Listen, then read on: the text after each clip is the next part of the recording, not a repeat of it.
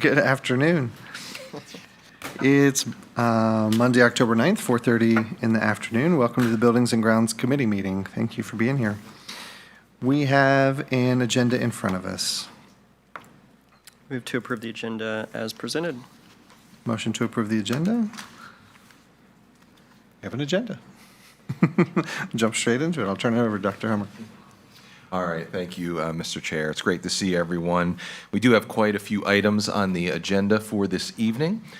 So the first item that we are going to be chatting about is an update to our capital projects list. Then we have Mr. Cropper, who is joining us, and thanks to him for all of the hard work that he's done with Mr. Lee and getting these program capacity updates to you all. So we're going to be talking about that today as well. Then we also have an update to the Frederick County Wall, as well as Indian Hollow and James Wood renovations. We have some additional pictures and updates and want to see if you all have any questions.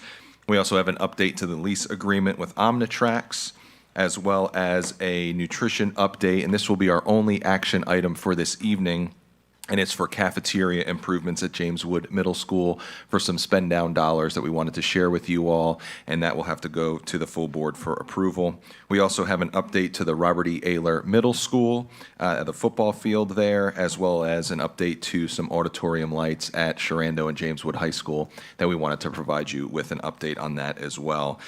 So as I mentioned, there's only one action item for this evening that we're recommending that goes to the full board, and that is the cafeteria improvements at James Wood Middle School. And then we are also recommending that we continue the conversation for our program capacity. We have a retreat coming up, as well as a tentative date for our joint meeting with the Board of Supervisors as well. So with that being said, I'm now going to hand it off to Mr. Goodwin, and we'll go from there. Thank you, Mr. Chair. Thank you, sir. Good evening, Mr. Chair, members of the board. Great to see you tonight, Dr. Hummer.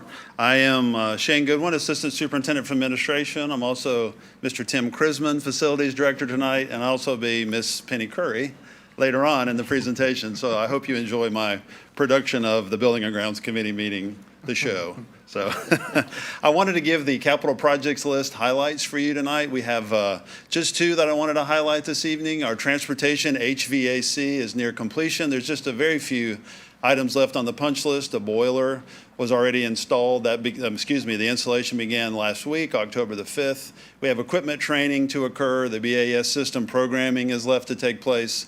Trench grading for the conduit that comes out of the electrical supply, and then the equipment label installation, which is required. So those are the few pieces that are left on the punch list. And then Millbrook, the roof there is in progress. The fabric is 100% complete. I went out and talked this week with Principal Joanne, and the skylights are in design, and that process will take some time, but we'll keep you informed as a committee and as a board. So any questions about the projects list highlight list? Yes, sir. Mr. Chairman, if I may, as far as the electrical went, we have all of our inspections done? That's what I was told, yes. These are the last pieces that are left on the punch list, yes. Okay. So I will make sure I check with that as well with Mr. Krisman, who's not here tonight, but I was told yes. Any other questions? I guess a question around when the warranty starts on this. Mr. Chrisman before has shared that a warranty of a year, but I feel like it's been greater than a year, talking about HVAC at transportation, greater than a year that it's taken to get the project even completed. Do we know when is that warranty on the equipment after the installation of it, or maybe it just seems like it's been greater than a year because of holds, but I feel like we've been talking about this one specifically for a while. If you would allow, I'd like to ask one of my other team members if they could provide that, because I believe it's from completion. Mr. Kenny, would you mind coming up to the podium and just sharing what you know about warranties in the process? Thank you. Typically, the warranty period starts once a substantial completion is issued, and so once the final inspections are done and what have you, and everybody's in agreement. Now, the punch list stats that go onto that substantial completion, so once you get that document or that certificate, it starts. So once completion is done. So if he's looking at these items here now, and I don't want to speak for anybody, but we're looking at these items here, you could say that it could probably have a substantial completion date issued this month. You got a 1 year from, say, this month. Okay. Is when it would move forward. So that's typically how your warranty periods work. Thank you. Okay? Thanks, Mr. Kenny. Thank you for your question, Mr. Monk. Mr. Comstock and I had an agreement to make sure we keep the warranties in front of us. I know there's been a number of questions through the last several meetings, so thank you for that question. Thank you. Any other questions? All right, thank you. So now it's my privilege and opportunity to introduce Mr. Matt Cropper, who's the president of Cropper GIS Consulting LLC, for a very engaging presentation. So Mr. Cropper, please come forward and welcome.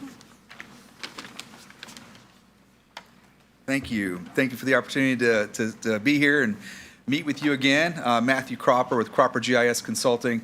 As you guys recall, I was here a couple months ago, several months ago, talking a little bit about capacity and such. I'm here tonight to give you an update on some of the work that we've done since we last spoke. We have completed the program capacity study. We walked through several buildings this summer. Really wanted to look at how capacity may have changed. We walked through 8 buildings, and those that have undergone some change since we last did a study in 2020. And we really wanted to just see how things change. This is really looking sort of a longitudinal approach to looking at capacity, tracking capacity, and seeing how it fluctuates and changes over time. Through that course, we've interviewed with all principals. We also met with principals and talked about resources. So this next effort that we did this summer was really heavier on the resource capacity and trying to identify how much space is being used by resource staff in buildings. When we did our study, you'll find that we found that the program capacity of the school did not fluctuate much. It stayed fairly close to what it was in 2020 by 1 to 2 classrooms from school to school. But one of the things that was really interesting as a result of this study was the resource use and the amount of capacity that resource teachers and staff need to operate schools. We found that at most schools, you have almost the same amount, if not more, resource teachers in a building than you do general education instructors. And so they do require a lot of space, and it's a lot of they take up a lot of space in order to deliver the educational programs that are offered. The outgrowth of this study will also be pupil-teacher staffing ratios. We did some research on standards and looking at how big does a space need to be for different resource instructors. How many students should a particular staff member have for the roles that they provide. So we have some of that to share with you as well as a result of this study. So just one thing when you look at the materials, we itemize rooms as designed from the program capacity standpoint, and then we also itemize rooms at how they're using the rooms. And so you'll see when you look at some of the data as a result of this work, you'll see a lot of things are highlighted in yellow, and that basically identifies where things are not being used as they were intended, or there may be some abnormal use of a space. And so you'll see that there are a lot of facilities have yellow highlights throughout different categories in their particular inventory list of resource instructors. This one does not have any abnormalities in the actual general education classrooms. But if you look at an example, this is ARML again, just an example of the top part of the ARML inventory. You could see things are highlighted in yellow. If they're using a modular space, we note that. In this example, there are 2 art teachers at ARML, but one art teacher does not have a room. There is one standard size room for art, but the other one roams around. And so so you'll see these types of things throughout all the buildings. They all usually have a couple of yellow highlights, and some have more than others. But we wanted to give you a couple of examples. This is ARML's, the full sheet for ARML. So you could see the resource spaces, and on the left lists all of the different type of resource staff that are inside this building. And some of them are not staffed at this building. You'll see it says not staffed here. Some buildings have them and others don't. But where you see yellow, the yellows are where there are abnormalities. Either in this case, the school is at or over capacity. It's right at a little bit over 100% utilization. And they have a sprung unit. They have the portable units outside that are being used to help with overflow.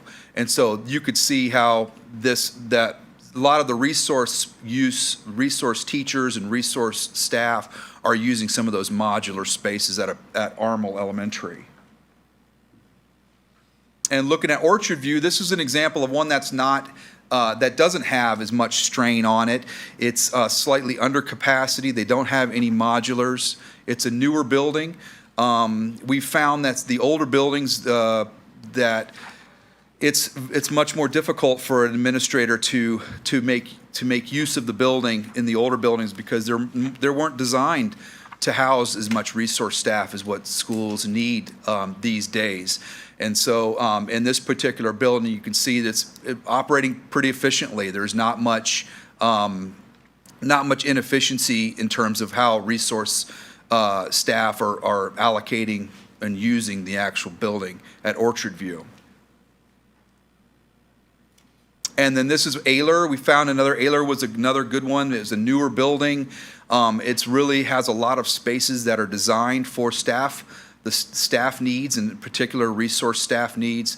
And so it's operating efficiently. You're not seeing a lot of the need to put these resource staff members in general education rooms, standard rooms. They have rooms designed in different parts of the building. It's designed creatively to be able to house staff like this. And we found that the newer buildings do have are able to adapt and handle this type of staff, where some of the older buildings don't do as well. And a lot of times the administrators need to use general classrooms for different things. But we've found a lot of, going through all of the schools in the district, it was really informative, seeing how the spaces are being used.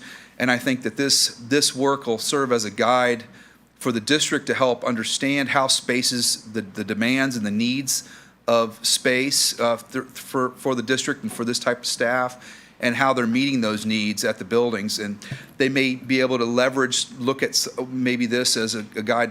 If one school doesn't have as much yellow and it's operating efficiently, maybe that could be used as a model for other buildings that may not be operating as efficiently. So there's a lot of potential in this data as a sort of a springboard and stepping stone for the district to really start to manage how resource space is used and what's needed in schools in your district.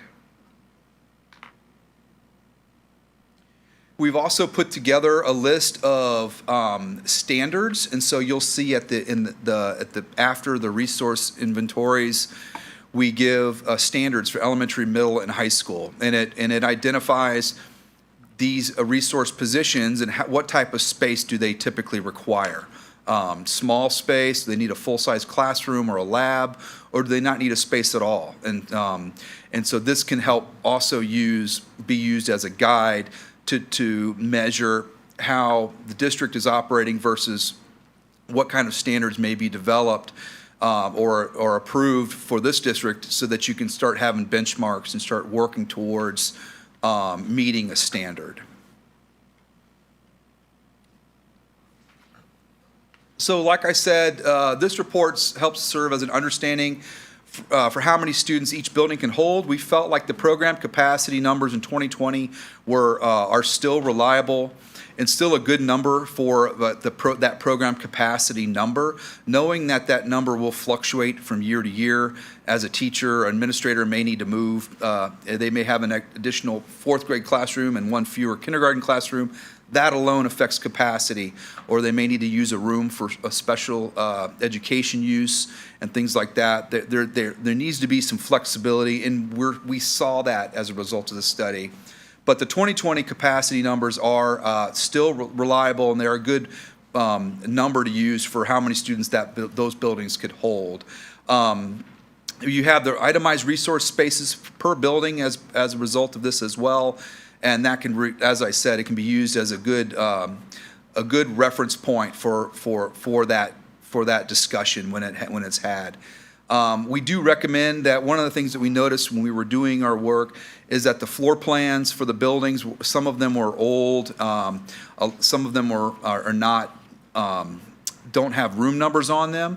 It would be really good in moving forward. We recommend that the district develop a series of floor plans that have good room numbers that are used as a standard that everybody, the administrators and the planning team and the admin staff can use for reference, so that you can really keep track on how rooms are used and start keeping a really solid inventory of spaces within each building. And then we recommend that you review this inventory on a periodic basis, so that you can just see how things change over time and to help determine how the best plan for your schools and the district. And I think that's all I have. I'd be happy to answer any questions or anything else. Mr. Chairman. Yes, sir.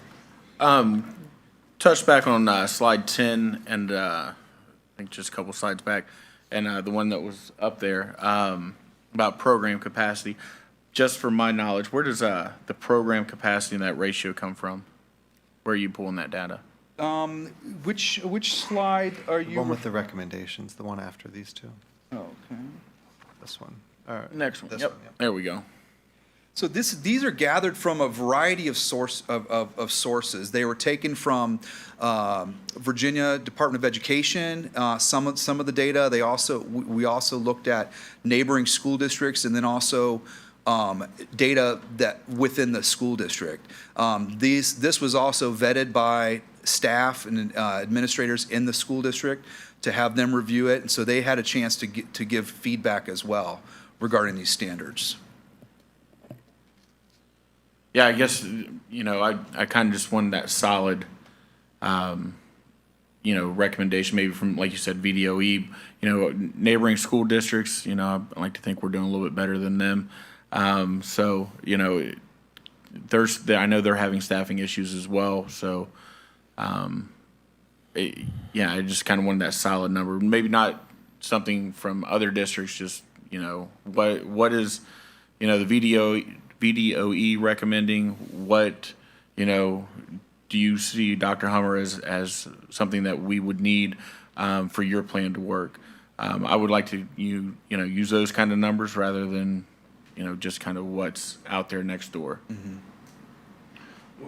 Yeah, and if I can speak for Please, Mr. Cropper, like he was saying, he was gathering this number from numerous sources because there are certain positions that are required by a state code in regards to how many students can be in specific classrooms.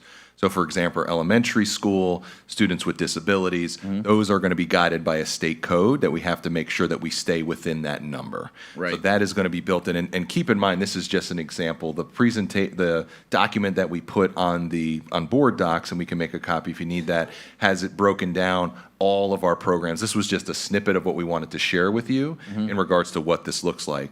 For certain positions, though, such as, for example, an art teacher or an assistant CSA, we are going to have to decide that, right? And that's one of the things, if you recall a couple months ago, of this is my vision of where I want us to go, because I want us to have an understanding of how our buildings and our space is being utilized so that we can make sure that it's conducive for our students to learn, as well as we have a better idea of how that space is being utilized. So for example, if we say hypothetically a building has 30 classrooms in it, we might think, okay, that's 30 classrooms times 25, that's however many students.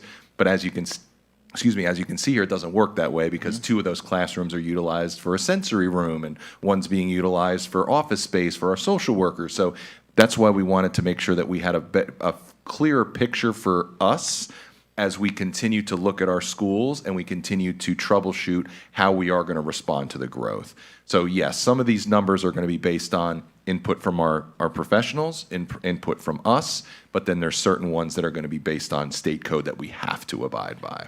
Yeah, and I'd probably like to see something where we've got the state code, as far as, student to teacher ratio, right? And then also what, stuff that's not covered under the code, like you said, for example, the CSA, where that falls in line with your vision and where we're trying to go. That way we've got hard numbers to look up against, and when people are asking us questions, we can answer those. Yes, sir. Absolutely. Yep, we can do that. Thank you. Mr. Chair. Yes, sir. First of all, thank you. Appreciate making the trip out. I heard you say that most schools, we have more resource teachers than general education. Could you elaborate a little bit on that? Yeah, when you look at, depending on how many sections are in a school, if you look at count the number of resource teachers in these inventories, and it has a number of staff too, some of them have more than one of that particular resource type. If you count those and then compare that to the number of, say you have 3 sections of third grade or of each grade level, and you add up those numbers of teachers, it becomes a really comparable number. Right. And so I think that, a lot of these buildings were designed in a time where they really weren't thinking about things like this and thinking more of just general education as opposed to the sort of bolstering education with all the resource. And do you see, is that similar, a little bit different, about the same as what you see in other states, or? It's similar. I've seen it, it's been something that has increased over the 20 years that I've been doing this. I've only seen the needs for resource staff grow. But this is not something that's unique to Frederick County, Virginia. So in this model, understanding that some resources required by state code, but am I reading, and I read your, I think it was 29 pages, if we were to remove resource, then that would open up space for additional general education? Is that on the program capacity, just straight a capacity In question? some buildings, the older design buildings where you just have a corridor and it's double lined with classrooms down the corridor, that could be the case. But newer buildings like Ayler are designed with spaces for resource, and those spaces could not be used for general education. Okay. Just thinking that research shows that our smaller class sizes are going to have some greater effectiveness and likely would have less need for particular resources, so interesting.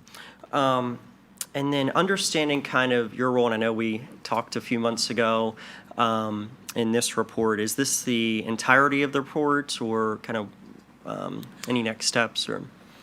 At this point, I believe that our task is complete as of now, and so I don't believe there are any next steps from our standpoint as it relates to this particular effort. Mr. Chair, if I may. So to remind the committee, what we agreed to do was to do a truncated program capacity study and then go from there in regards to what the board would like to do next in regards to, are there specific areas that we want to consider in regards to responding to this growth? And one of the topics I'm about, because this is when we were talking about Jordan Springs, is do we want to consider a redistricting? Is there room and opportunities for that? And when Mr. Cropper came out, and I think we all agreed as that, I think it was 96, 97% capacity across the division, he wasn't recommending it that at that time was the recommendation. Mm-hmm. So we wanted to take a look to see if there was some additional things we can do with the space that we currently have.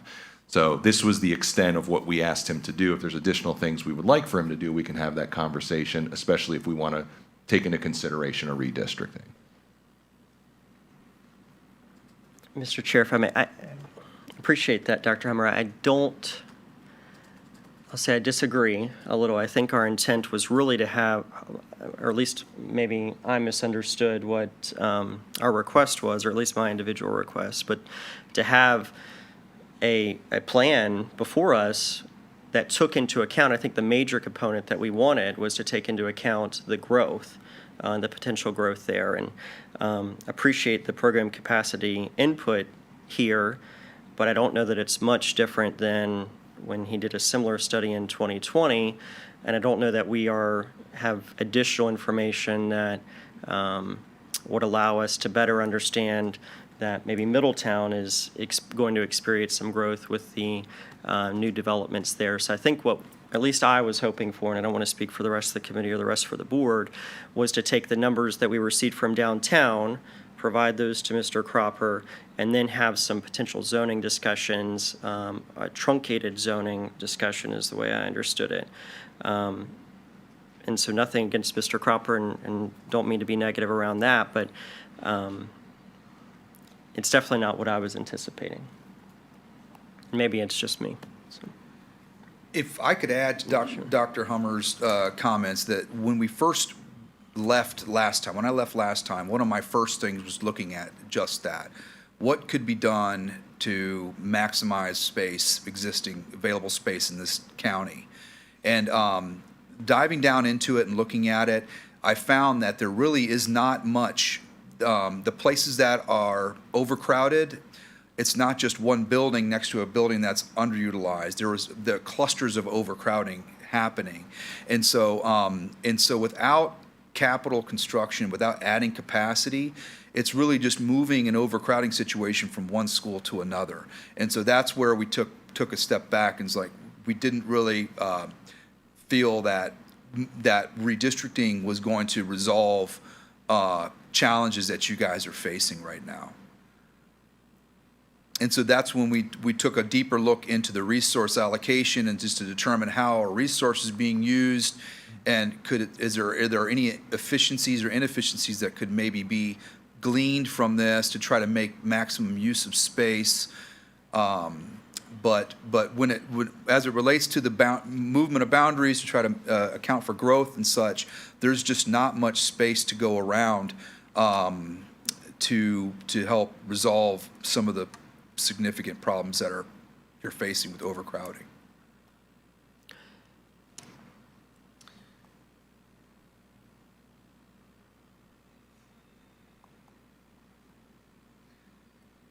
I understand what you're saying. I do, when this initiative and this request kind of started at the full board, not just this committee, and there was a desire from the full board to explore rezoning and see if that would be beneficial, kind of coupling that with the long-term growth and the plan and the need for schools and need for those capital buildings, but really identifying where are the areas where the growth is happening, where are the schools that are already over capacity, and how is that growth going to continue to impact them?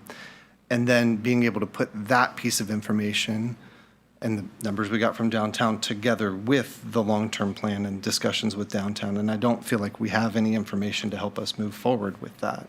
I mean, I don't think a program capacity was asked for at all. Yeah. At this, we were talking, there was a truncated rezoning to try to determine where is the growth, where are the schools that are going to become overcrowded, in addition to the ones that are already overcrowded, and then how do we properly plan for and build to accommodate that? And I don't think we have the information to handle that, but that's the information that I know the full board and then this committee asked for. So I don't know what we need to do to get that, but that's. It was my understanding, and I could be wrong, but that this was just going to be a tool used, kind of setting us at a baseline, and then I thought we were going to take the stuff from downtown, and then look at future growth. Just one more piece of the puzzle, and I could be wrong on that.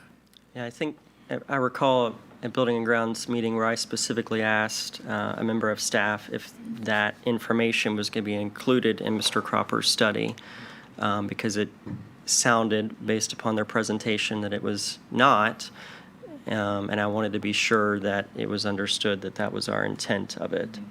So. Definitely appreciate your work, Mr. Cropper. And I think, you and your knowledge and what you do are a pivotal part to what we as a committee and a board are looking to try to get the information for. I appreciate the work you've put into this. I think we still need, maybe we were unclear as a board in what we asked for, I'm not sure, but I think that there's still more information that we need so that we can bring that together and really come up with a plan from downtown, Dr. Hummer. So.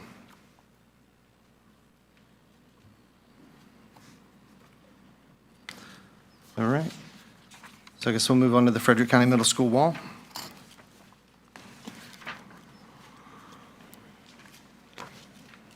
Thank you, Mr. Cropper. Appreciate your work. All right, members of the board, I wanted to share with you just an update on the Frederick County Middle School retaining wall. I drove out the other day, met with the principal, and took this photo as work was beginning.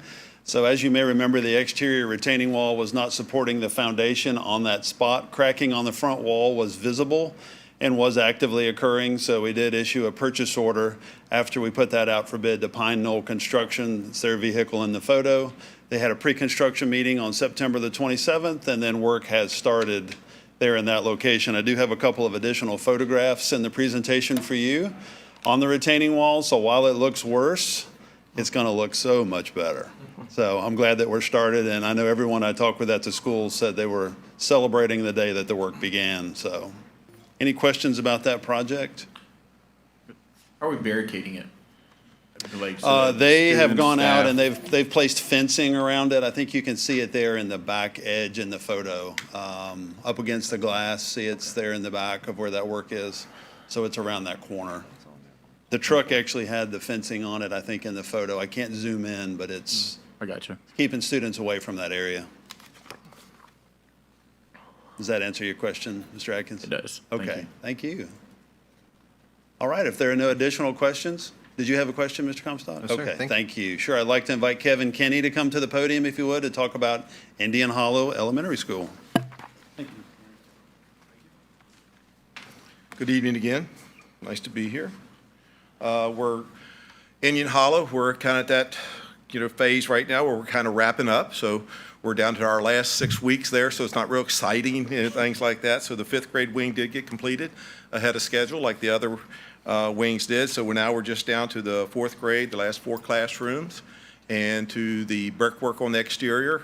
We've already did the demo of the CMU, the old CMU block on the fourth grade wing. We've pretty much gutted the 4 classrooms already. Loading dock work, we encountered some surprises on the loading dock. The beam, the main beam there, it was corroded more so than what we had thought. This picture doesn't show it there, but the main beam of the loading dock had to be all removed. All that block work above had to come down, so we're kind of starting new there. So that work is being done right now, the demo work. We expect completion of both the loading dock area and this fourth grade wing right about Thanksgiving. And you see in the photos here that you're looking at, that's the fourth grade wing going out to the back playground area there. And they are starting to do the C-channel pinning, the new lintels going in right now. The one on the left is the courtyard. That's the secured sidewalk that's going out to the trailers you're seeing there now. So it's all wrapping up pretty quick at Indian Hollow.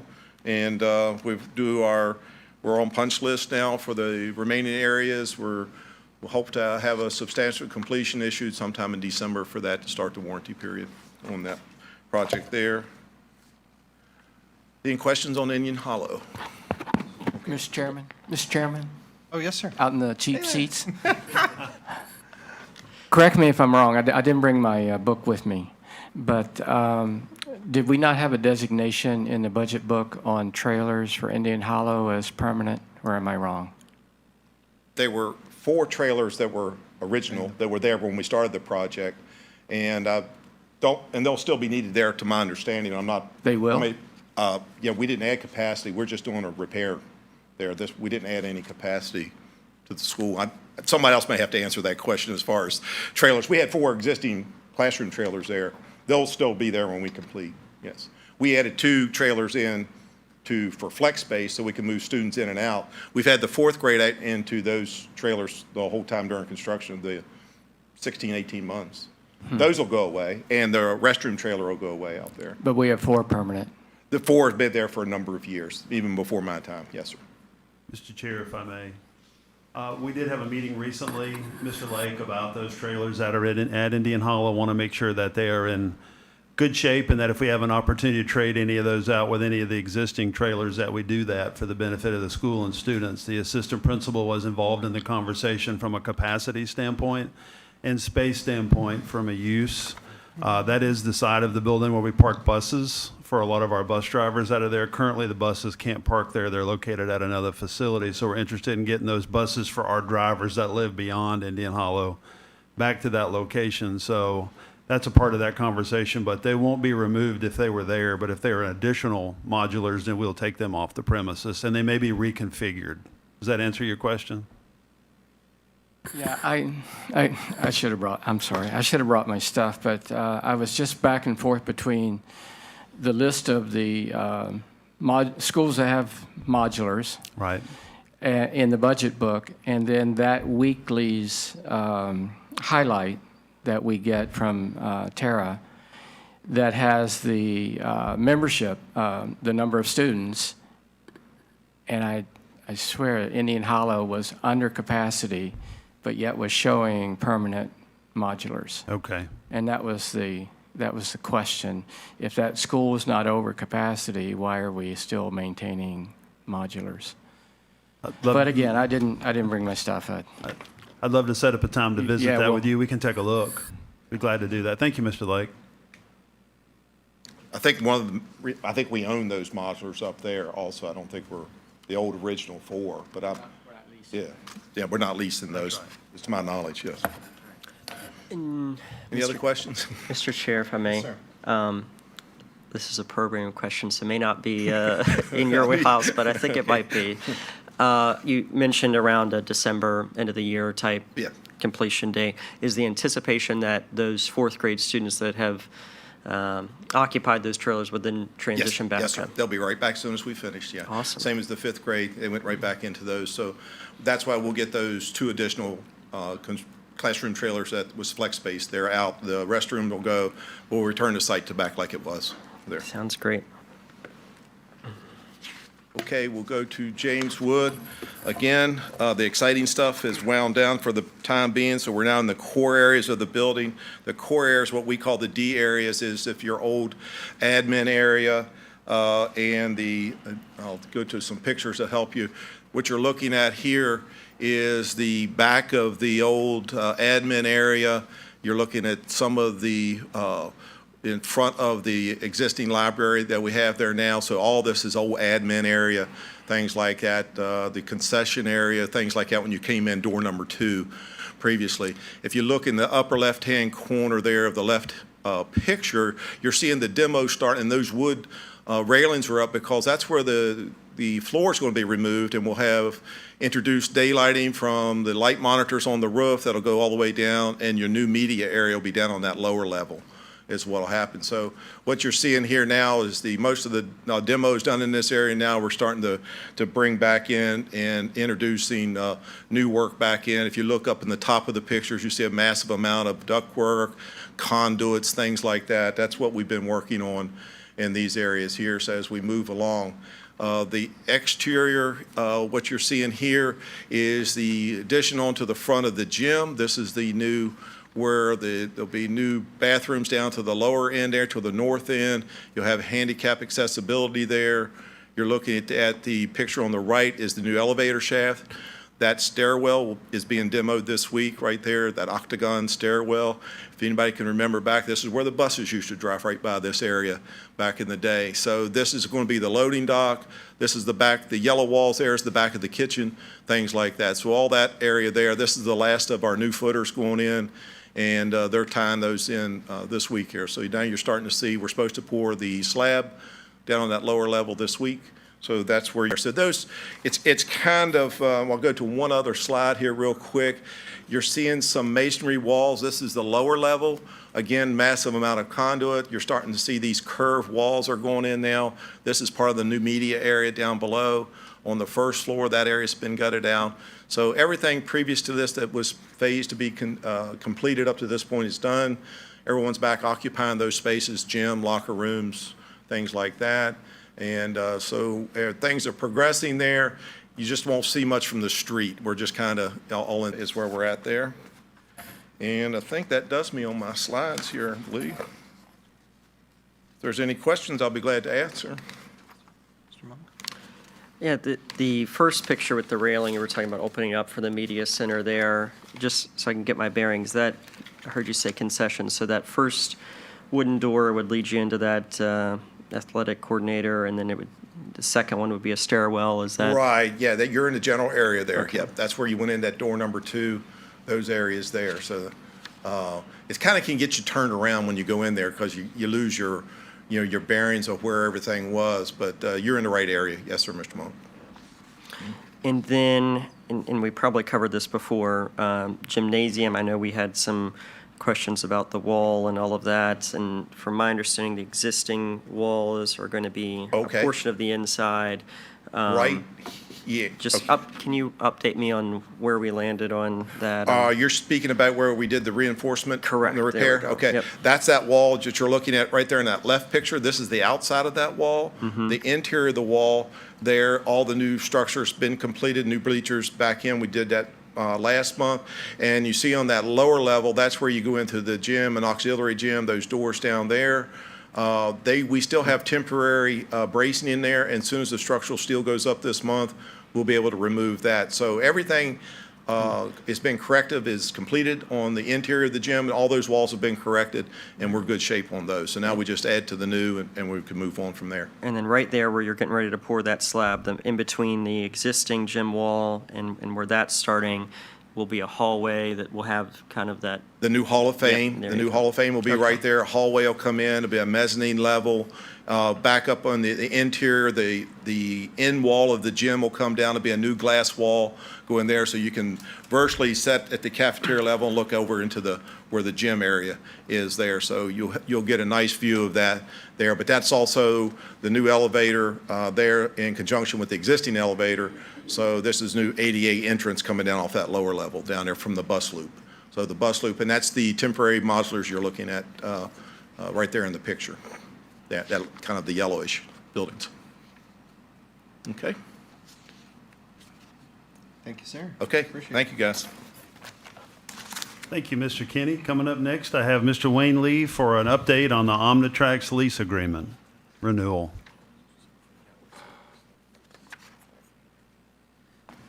Mr. Chairman, members of committee, good afternoon.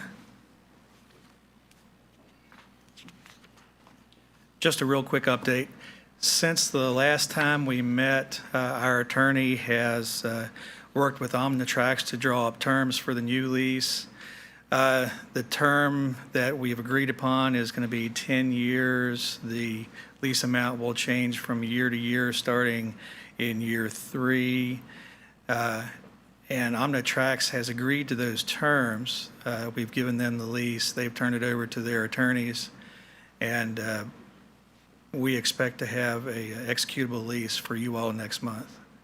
Until then, the current lease will be on a month-to-month basis.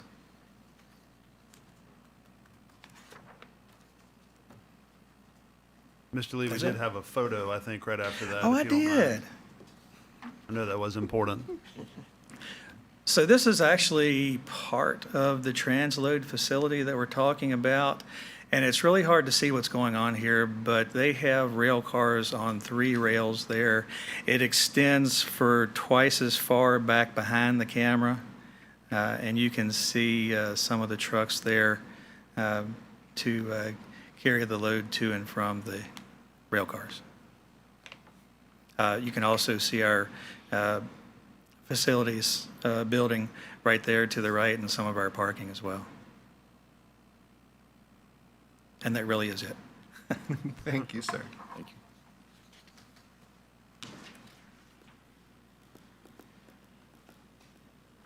Thank you, Wayne. I feel certain we'll be bringing you a contract next month as they finish that. So thank you for allowing us to provide the update.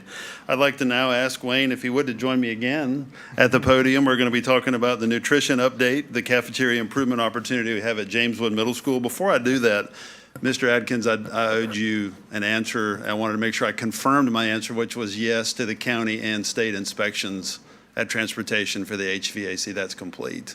So I just wanted to confirm that's what you asked me before for both. Okay. Okay. I'll be glad to talk to you afterwards if you have other questions, but I didn't want you to have to wait. Thank you. All right, so we have our cafeteria improvement opportunity at Jameswood Middle School. So that we have, these are funds that have been received as reimbursement for meals. So the USDA requires us to limit our fund balance up to 3 months of our operating expenses. We have more money than that in that account. So we were required to put together a spend down plan with the extra funds. So the cafeteria improvement opportunity at Jameswood Middle School provides us with an opportunity to use those monies. All of our other middle schools besides Jameswood Middle School operates in an efficient manner because of the servery that's located at those other middle schools. When you think about that, you might think about the area that you walk into the mall and you walk up to kind of a food area where you can kind of self-serve. And so it's a less efficient process at Jameswood Middle School. It doesn't really work for the students.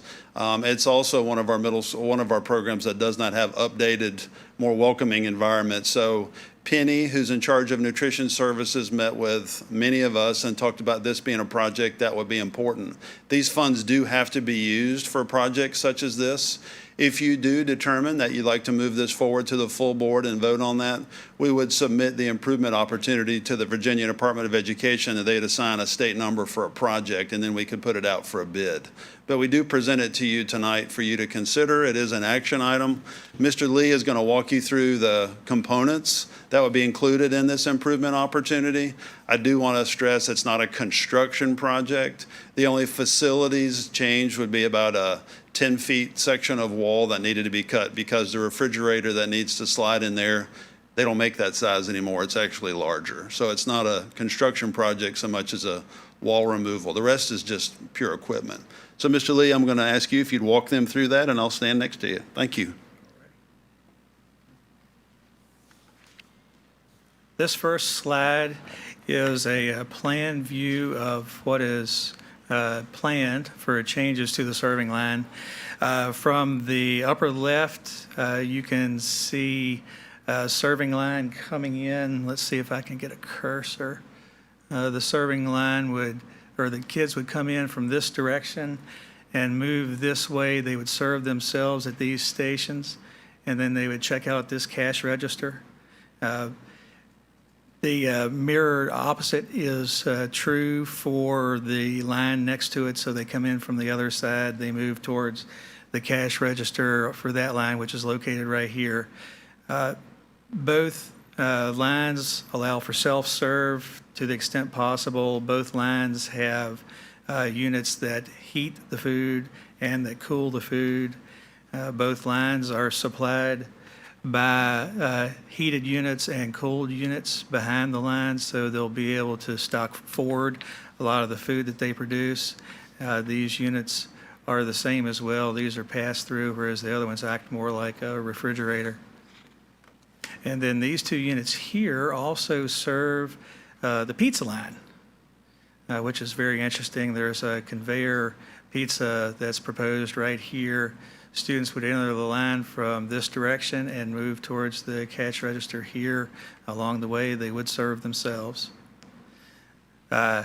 This is a graphic that we've received from the food service consultants. It shows one of two options for the new look. The reason we're going for a look in a cafeteria at all is to try to increase the participation, trying to get kids to buy more meals under the premise that a fed kid is a kid with fewer distractions and that can focus more on the work that they're doing. So this, you can see on the left-hand side, the pizza line between the first two columns. You can see a brick graphic. That's not brick, but just a brick graphic behind the pizza line. To the right of this graphic is one of the two self-serve lines. This is the other self-serve line, just a mirror image of the other. You can see the two, the heated and the refrigerated unit behind them. And then the graphics extend the length of that wall. If you've ever been in that cafeteria, that wall goes all the way to a stairwell, which you see there at the right. The other option for the new look of this place is, instead of a brick graphic, a wood graphic. So a graphic and not real wood behind the pizza serving line. Do you all have any questions? No. So I guess, Mr. Chair, if I may, the call, I recognize we're using nutrition funds for it, but the cost of it, and it sounds like it's just new equipment, or maybe walk me through outside of the graphics. And then So it is all new equipment with the exception of the work that has to be done to support it. So Mr. Godin referenced that a bit of wall has to be torn out in order for the new equipment to go in place. There will be some electrical that has to be done to support the new equipment. There will be some plumbing that has to be done as well to drain that equipment. You also have to add a sprinkler inside that refrigerator unit. I don't know the answer to that. If we have to have something like that inside the unit, it would come manufactured into the unit. We're not planning on installing anything like that in the unit. So we wouldn't modify the sprinkler system to feed that? No. That's not a part of the plans. You're talking about a walk-in. Yep. It's not a walk-in. Please, Mr. I think it's a double. Mr. Atkins, are you speaking of the walk-in freezers and I am. coolers? We're not touching those. Okay. So they're still in place they're original. Okay. Back there. Lost in translation I then. believe these are all on wheels and they're all mobile. They are, so they're just basically Big coolers. giant refrigerators or the heated version of These it. are like pass-throughs. You Okay. feed them from the back like that, but you're speaking of the walk-ins. Yeah, the and walk-in You're absolutely freezers. right. Those do have sprinkler heads, and they do have them installed in Yep. there. I was like, if we don't have them installed, we're messing up pretty bad. But we got them in all of our units in that school system. Good deal. All right, thank you. Thank you. And as a matter of fact, a few of the things we're doing is to bring the school more into compliance with modern health code. Awesome. It may be helpful if I just go over there and look at it in the next week or so. I don't know how their serving line currently works, so I might get a better understanding. It operates very much like an elementary school serving line. Okay. Students go in there, serve, right? All You right. said this is the only of our secondary schools that operates this way, Mr. Goodwin? That is correct. And there are limitations, if you can remind me, on what these funds are allowed to be used for. They have to be used for improvements. Right, and such I as this. certainly will defer to Patty if she wants to speak at all, but these funds are limited for this use, the spend-down funds. Is there anything we should? Is that correct? Yes. Anything else? Mr. Chairman, cheap seats. I'm still here. Mr. Lake? When are we going to do this? If you approve this and we move this forward, we would go out for bid, and we talked as a team, I believe we'd do this over the summer. This summer. So there are some lead time issues we need to tackle, and that's why we're talking about this right now. It's about 6 months the last time we checked on equipment lead time, so maybe sooner than that, but also be less disruptive to the school if we did it at summer. Middle school kids, self-serve pizza. I got to see this. We'll go have a slice together. That sounds good. Looking for some action from the committee to send this to the full board. All right. Mr. Chairman, I would like to move the Jameswood Middle School Cafeteria Improvement Plan to the full board for approval. Second. We have a motion and a second. Any discussion? All those in favor? Aye. Aye. All right. Thank you, gentlemen. Thank you, Mr. Lee. All right, the next two agenda items are also mine, given Mr. Christmas is not here tonight, so I'll advance the slides to talk to the group about the Robert E. Ayler Middle School football field. As you may remember, Robert E. Ayler, I believe, was built around 3 years ago approximately, before I joined the division. At the time of installation at the field, high temperatures and a lack of a watering system did not allow for adequate maturity of the turf. REC has recently regraded the site as is installing an irrigation system there for us. We believe then topsoil will be added and the turf should mature as planned. When the site was constructed, there was not a water source that was installed on site. Most of our other school fields, if not all, have a well or some other way to feed irrigation, and then they have a watering wheel that you would either tow around with a lawn tractor of some sort or you would move and then it would water. This site did not receive that at all. So the school was built and then it was handed over to the division. There was no watering source that went in. The grass matured and then could not sustain given the conditions of the climate and things like that without it. So that's being corrected. I was asked to provide an update tonight and to please just answer questions. If you have any for me, I'd be happy to answer those to the best of my ability. Mr. Chair, if I may. Yes, sir. I recognize you weren't here, Mr. Goodwin, so a lot Thank of my you for questions. recognizing that, Mr. Monk. A lot of my questions may not be directed at you or really anybody in particular, just trying to gain some better understanding. How does that happen? How does this happen? Just to make it short. It's a great question that I will continue to search for the answer for you. Okay. Understood. I think if we can ensure that things like this in the future aren't something that we've got to address 3 years down the road. Yes, sir. Everyone in this room would enjoy it, so thank you. I plan to make sure that happens. Thank you. Mr. Chair, if I may really quick as well, when this was brought to my attention, I wanted to make sure that you all were aware of this. And as Mr. Goodwin and his team are currently working on, A, making sure it gets fixed, but B, making sure we can prevent this from happening in the future. But I just wanted to make sure that you all were aware, because there was bits and pieces of information that we were receiving, not receiving, and we just wanted to make sure we painted a clear picture for you all. So, thank you. And Mr. Chair, if I may, I want to be clear, I'm very thankful. It's easy to, sometimes when things don't go well, to try to sweep them or figure out a way to maneuver it. And so appreciative of being very upfront about it and recognizing it. And I think we recognize that, hey, things go wrong, things happen. And but at the same time, we are transitioning and moving forward and excited about that. So, We thank look you, Mr. forward to hopefully use of the field in the spring, once it's matured, and look forward to celebrating with you all. And you'll play soccer with Mr. Lake after the pizza, right? Absolutely. After a slice of pizza, Mr. Lake and I'll put on a soccer demonstration. So- You wake me up if you find me at a soccer game. All right, with that, I'll move on to auditorium. I'll illuminate us. Can you back up one? Oh, okay, real yes, quick? I'll be Sorry. happy to do that. So Parks and Rec, how did this come to be that this is the solution? Was that They just worked kind of with a- facilities and determined that that was a solution that they would put in place. I did talk with Mr. Krisman and Mr. Lee at Facility Services, and that's the answer I was provided. And they're doing that? Is there any cost to us as a? I'm not school aware of division, or any they- costs that we've incurred as a division. Neither is finance. Again, grateful for that relationship we have with Parks and Rec, so. They do an amazing job, so we look forward to, again, celebrating and opening that field up for community use. Thank you. All right. On to the illuminating last point here. Auditorium lighting at Sharando High School and Millbrook High School. So I know all of you spend time at our schools, so I know all of you probably have noted the difference in the lighting in terms of the interior spaces. We want community and schools to use our space. We're very proud of our auditorium spaces at our high school, and they get heavy use.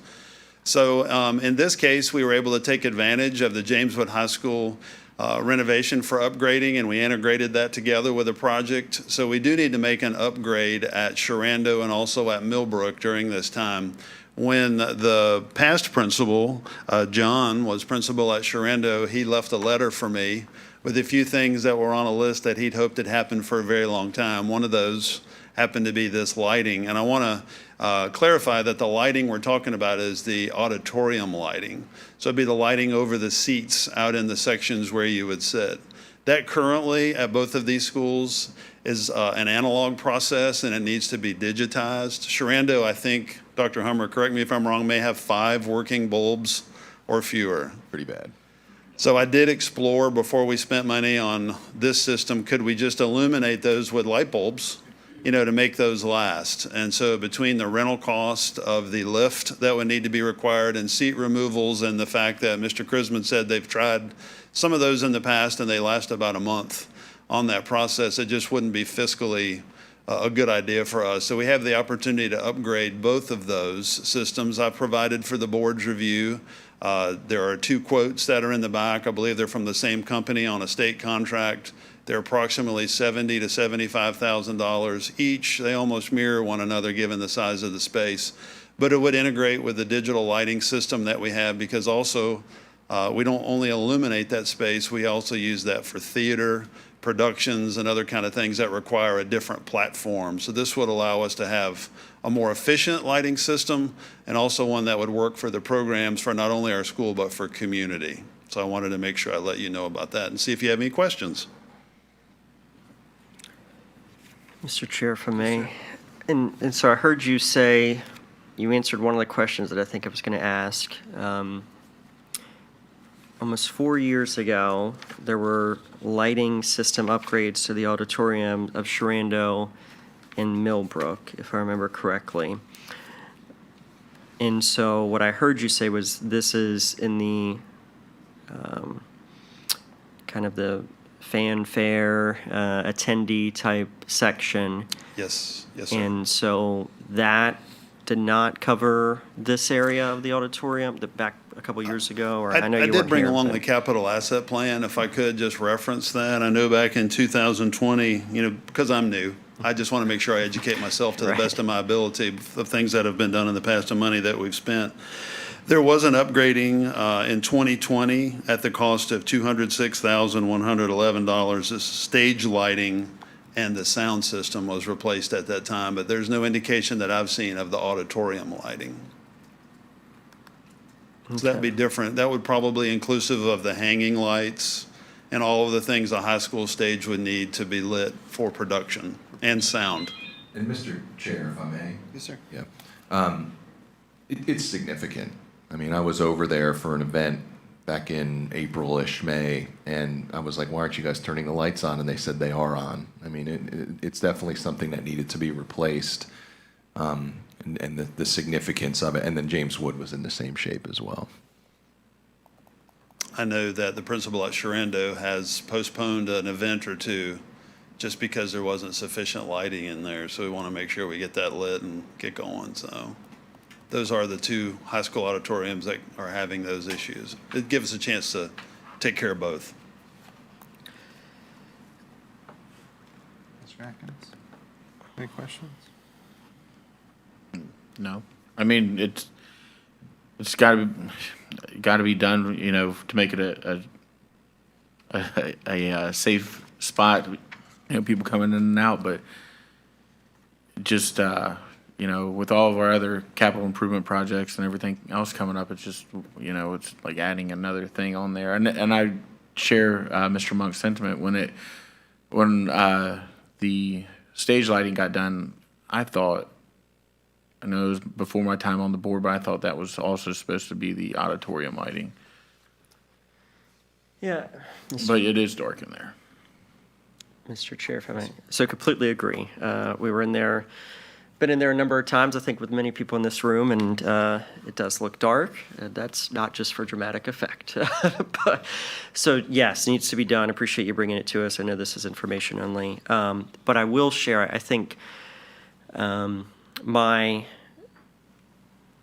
concern with two things. One, I think every other school within the Commonwealth and throughout the country has an auditorium. The ceiling is high, there's lights up there, and they figure out a way to change them and change the bulbs. So that's one concern or that I have with kind of the theory of, oh, we can't change them, because I've asked it for 2 or 3 years why they haven't been changed. The second concern that I have is anytime we have, I think it was $447,000 between the two, so 206 is what you mentioned. Yes. I want auditorium lighting for the stage itself. I would hope that it's likely very similar companies, or at least those folks that are going and doing a lift or something.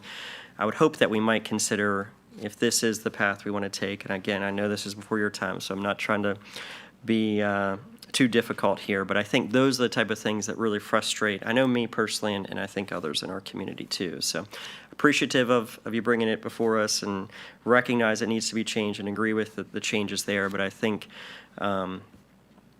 just seems a little different than how we might operate in the private sector. So thank you, Mr. Chair. If I could respond, if you don't mind, sure, just sure. to add additional information. So we have the CAP, your capital plan.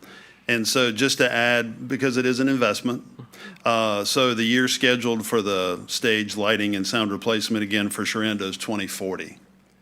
So this will carry us, is what we hope, to that period in time. So it's not this year and next year, I'm sorry, and the next year. And then Millbrook actually was due for the lighting upgrade in 2023. That would allow us to remove it from the cap to make sure that it gets taken care of. So in addition to those two things, I just put that out there as a solution. And I was told, as I did the investigation into replacing the bulbs, that it would still be on the analog system, which wouldn't then cooperate with the digital system for all the light changes that need to be made. Yeah, no, I agree. I don't disagree with you there. I think my concern, and this was actually something, I think this is my first vote against something when I was a school board member, because what was shared with us was that it would update the lighting on stage. Not that I was against that. I'm a big fan. I go to as many plays as I can, many of the choral and band concerts. But at the same time, there were lights in the auditorium that weren't working as well. And so I think it was just a question of priorities and where those things land. And so recognize you weren't part of those decisions, but I have just an made notes. interesting question of priorities, and you are now, and looking forward to what that looks like over the next few years. We look forward to that. I did make note of your two concerns, so thank you. Thank you. Mr. Goodwin, in the notes here on your slide, it says the upgrade allows each school to move to a digital platform. Can Yes. you, and if you can't, if we need to wait for someone else, that's okay, but can you speak to that? Do we already have the digital platform? Is that part of what was done previously? Because the bids that are here say that the controllers and platform and none of that are being adjusted. It's really just Those are there. retrofitting the lights. Right. My understanding from talking with, sound and video belong in the technology/communications department. So in my talking with Jeff, who's our employee, who's actually usually here right after the meeting, he's not in here. I'd love to ask him that, but he would be the one I would need to defer to. But my understanding was that those digital platforms are there and the lighting will hook into those digital those. components. Maybe that I am was not a part of what had the technician, big but he price could tag. explain that better to you. Yeah. And maybe, and I will, if I may, Mr. Chairman, I think after that conversation before, I had some conversations with our IT team, as you mentioned, and I just want to commend them too, because it is my understanding that they are heavily involved in the actual speccing out and installation, and were able to secure some better options for students. And so nothing against that team at all, but just, I think sometimes when we look at the price tags and priorities, that's where my questions lie, so. Thank you. I think that would be my only question, is making sure that, that it does truly enable us to move to that digital I platform. will provide the answers to the questions that you've asked. Thank you for those questions. And then my only other question is the funding for that. Where are we getting the funding for The that? lighting funding, I believe, is coming from staff turnover? Staff turnover? Staff turnover funds, yes, Staff turnover. Okay. yes. All right. Thank you, sir. Thank you. That's the last agenda item I have for you tonight. I want to thank you for your patience as I stood in for a number of my team members. And You I did also great. want Thank you. to thank you for the opportunity we have to present and thank my team for doing a great job. So thank you all. Thank you. All right.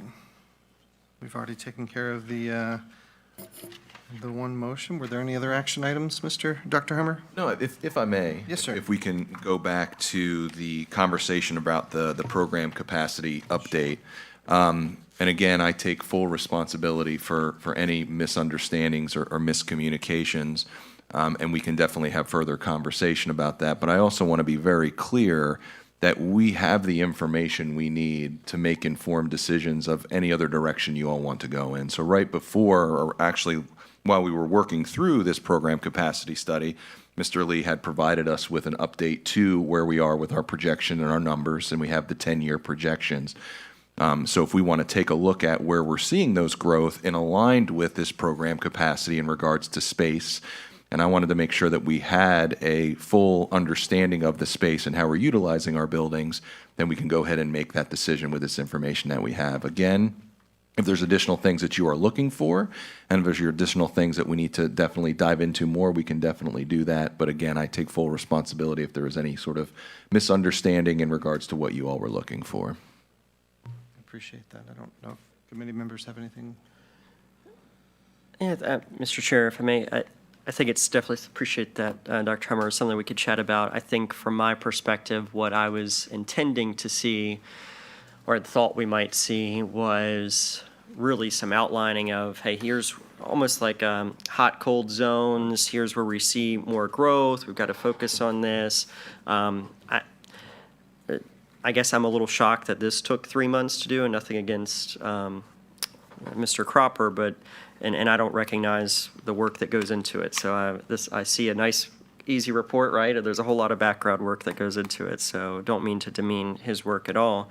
But had I known that this would have been the outcome, I would have pushed that we move forward with the other conversations earlier to be able to try to address what I think are going to be some pretty significant needs over the next few months, 18 to 24 months. So I don't know, Mr. Chair, if we need to, what next steps are, but I think maybe we continue the conversation with the full board at the fall retreat, but I agree. I think coming out of this committee and the conversation stemmed from Jordan Springs and our options there, whether it be rezoning or adding the modulars. So it actually was a conversation with the entire board, and the board as a whole recognized a need for, to address the overcrowding in these pockets. And so the initial truncated rezoning had been just, okay, we see these hot spots, we see these areas where some schools are over capacity. Now we have this data from the county and we know where that's going to continue.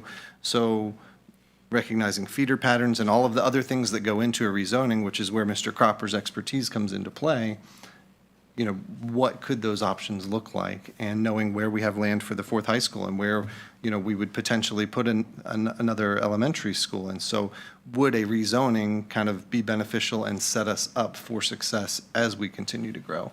And that's what I mean by not feeling like we have that piece. And maybe we just need to bring it together. Maybe we have all the information now, we just need to bring it together. But yeah, I am appreciative for Mr. Cropper's work, and I think it'd be good to talk about it as a whole board and see what the board would like to do. Anything else? Mr. Lake, anything from you? I don't know, when we said the words truncated capacity study, we were talking about Jordan Springs and sort of like, you know, Clearbrook with Stonewall Elementary. And I'm not sure, well, I think maybe we saw here tonight, we, as a board, me included, didn't understand really what that was going to mean. I know that I spoke at the time and wanted to take into account Middletown because I saw that as the next big what if. And so the truncated part really kind of got me. As it pertains to resource teachers, it's always been said in our board that principals are in charge of a school and the space in the school and how it's used. I would like to know if we have our core English, math, science, core subjects, but our resource teachers thought of us as having, you know, permanent space. If a principal goes into this year and has this 240,000 square foot building and is going to use it in a certain way, isn't that going to change next year? Just because of certain number of students that are going to show up, certain ones that might be special ed, art, music, gifted and talented. If you have different numbers next year, isn't the physical resource that the resource teacher needs going to be different? I know that when we did Jordan Springs, Mr. Raymond, Justin Raymond, he spent a whole year at the construction site with the school being built around him, trying to figure out how he was going to use the school and use the space and you know, third grade, fourth grade, first grade, kindergarten, whatever, throughout the school. And then it was brought forward that, yeah, you know, every year they have these expectations of what's going to go on in their school. And so we have 19 of those principals that I assume are doing that every year. So, you know, the whole thing around resource teachers and space and capacity, you know, if the band room at James Wood is a permanent place, and the band teacher is there along with the choral director, and they're in that permanent space. But are the others kind of moved around, and do they do different things? And depending upon class size, do they have different needs? And could they go over here and occupy this class, this room, and that class next room? I think that's what we're not clear on.